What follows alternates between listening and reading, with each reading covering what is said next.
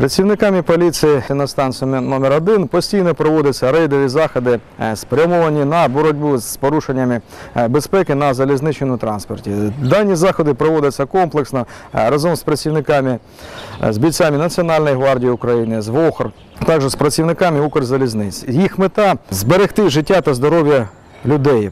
Ці хвилини, які вони намагаються зекономити, переходячи залізничні колії у невстановлених місцях, вони не стоять того, вони можуть елементарно коштувати їм життя.